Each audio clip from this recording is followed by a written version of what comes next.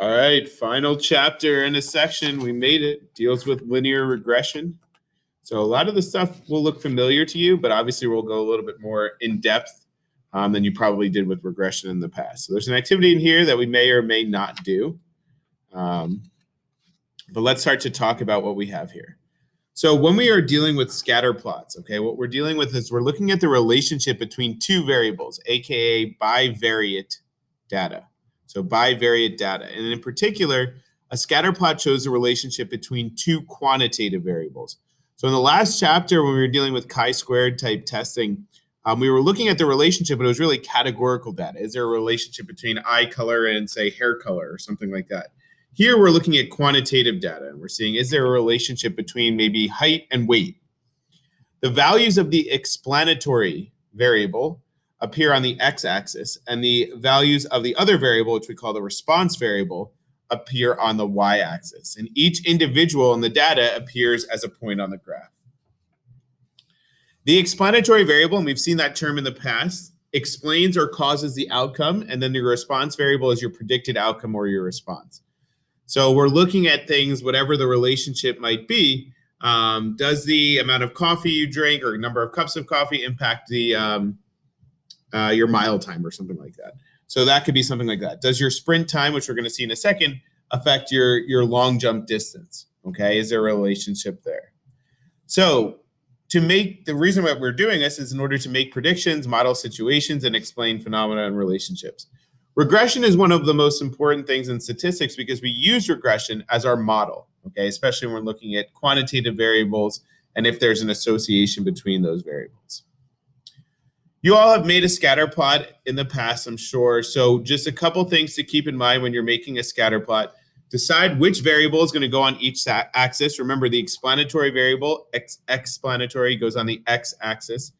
Make sure that your label and you scale your axes appropriately. Sometimes some of you don't jump up by even numbers. So you'll have like your first tick mark at 5 and then the next one at 15 and then the next one at like 45. You have to make sure that you're evenly spacing your axes. And then plot your individual data values. The biggest issues that we see in scatter plots is forgetting to label and appropriately scale your axes, as I said. So how do you know which variable to put on which axis? Make sure that your explanatory variable goes on your x-axis, as I said, and your dependent or your response variable goes on your y-axis. Explanatory is your independent variable. Dependent variable is your response variable there. And unlike other graphs, you don't have to start a scatter plot at the point 0, 0. I'm not going to go through this example in class, so if you want to copy down this example of making a scatter plot here, now would be the time to do that. So make sure that we're labeling your sprint time, which is your explanatory variable, on your x-axis, and your long jump distance as your y variable, your response variable here on my y-axis. When you're given a table like this will generally be your x variable, your explanatory, this will be your y. So just go through that rule if you're ever asked to plot a scatter plot. Notice here that I've labeled both of my axes. I've scaled them using even numbers. Notice that I didn't start at 0, 0. As I said, you don't have to start a scatter plot at 0, 0. And then I've just plotted the points in here. If you need to pause the video at this point to create this graph, go for it. If you know how to make a scatter plot, I think most of you already do.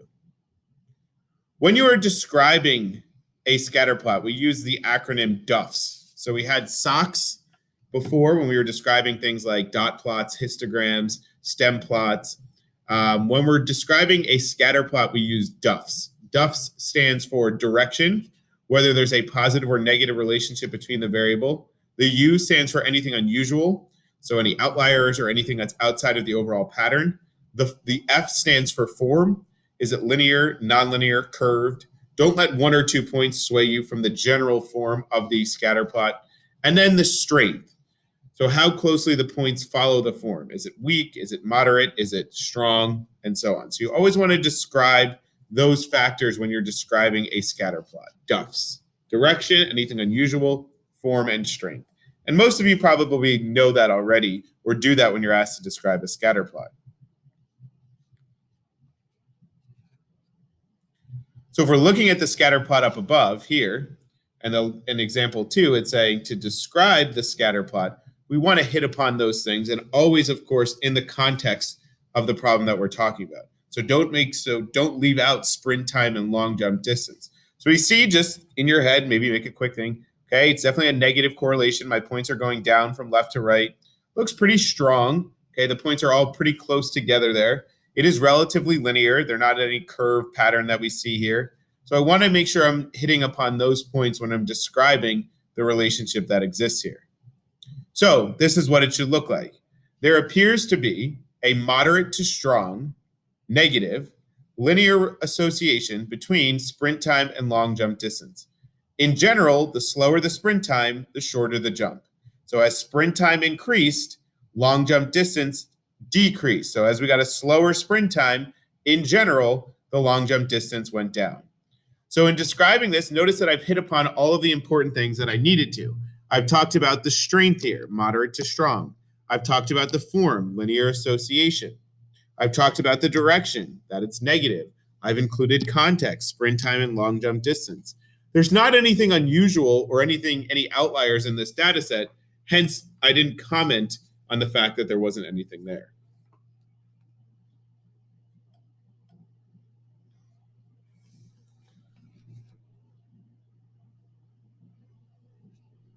So determining this thing in here, moderate to strong, how do I actually quantify that? We use something to do that. We'll look at this example too in class. If you want to take a look at it ahead of time, go for it. But that value that we use to quantify the strength and the direction of the linear relationship is called the correlation R. It's called Pearson's correlation coefficient. That's a full name for it. But it's your correlation R. And that correlation R measures the strength and the direction, and the key thing here, of the linear relationship between our two quantitative variables. A couple things about R. First of all, R has to be a number between -1 and 1. Okay, it has to be between -1 and 1. An R value greater than 0 represents a positive association.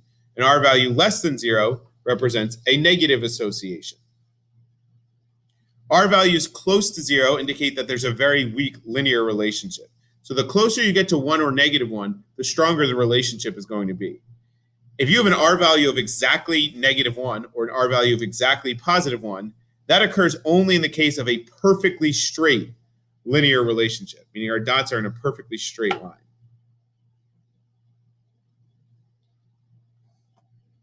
So let's take a look at some of these examples in here. If we look here, we have 4 cases. I'm going to zoom out just a touch so we can see them all at once. We have 4 cases in here with the corresponding R values below it.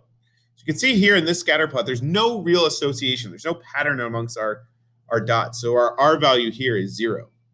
Our R value here, where there's a weak negative association, is equal to -0.3. Our R value here, we can see there's a positive association, relatively strong, moderate positive association here. Here, the dots are even more closely clustered together in a negative. So this would be a moderate to strong negative association. This would be a strong positive association. Notice the corresponding R value is +0.9. And here, we have a very strong negative correlation. Our dots are almost in a perfectly straight line, obviously going down from left to right. And the corresponding R value is -0.99. So hopefully this gives you an idea of how the R value is related to the scatter plot. We're going to do a little activity or game in class where we actually guess what the R value is. We'll see who's the best at that. One important thing is you can't determine the form of the relationship using only the correlation. If we have a perfect parabola, which we're going to see, the R value would actually be equal to 0 because R only measures the strength and the direction of the linear relationship. We don't really care about the R value by hand. Look how complex it is, okay? So we'll use the calculator to find our R value. And we'll enter our data in, and I'll show you how to go about doing that.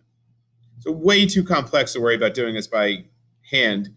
Again, we'll always be using technology. There's no like set in stone thing. If your R value is this, it's this correlation and so on. But this is a good kind of indicator as to determine based on the R value, the strength of the correlation. So if your R value is between 0 and 0.3, very weak, 0.3 to 0.5, weak, 0.5 to 0.7, moderate, 0.7 to 0.9, strong, and greater than 0.9 would be a very strong correlation.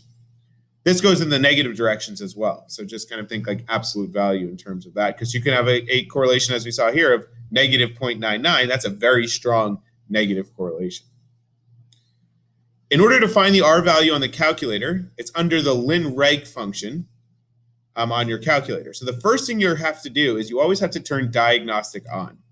So to turn diagnostic on, and assuming you don't reset your calculator, you only have to do this once, you go to second and 0, which is a catalog, and then you can scroll down, or you can just hit the letter D till you get till diagnostic on. So once we get to diagnostic on, we're going to hit enter, and we're going to hit enter again, and it'll say done. If you don't do this, you will not get your R values. So here's how the R values will come up. So if we have stat edit, and I happen to have a set of data in here, and I want to see what the R value is, or the relationship, your calculator can make a scatter plot for you by going to second and Y equals, and then turning your plot on, and the first one is a scatter plot. You always want to do zoom stat, so zoom 9 to see the scatter plot, and there's the scatter plot for this set of data. If you hit trace, you'll see all the points. This is a set of data we'll see later on the notes, but I just wanted to show you this in order to show you how to get the R value. So this is what the scatter plot looks like. Obviously, it looks like there's a relatively strong positive relationship, but this one outlier point might throw things off. So we're going to go to stat and over to test, and stat and over to calc, and there are two choices for linear regression, number 4 and number 8. Doesn't matter which one you pick. Statisticians, for whatever reason, put the y-intercept first and then the slope. That's the only difference here. This is obviously your typical mx plus b, but for whatever reason in statistics, they like to put the y-intercept first. So we'll do that and we'll go to 8. Doesn't matter though. If you're more comfortable using number 4, go for it. Hit calculate, and you'll get your R value right in here, which is 0.262.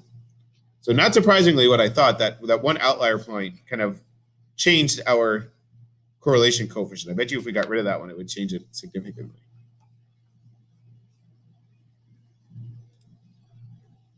And again, how did we get there?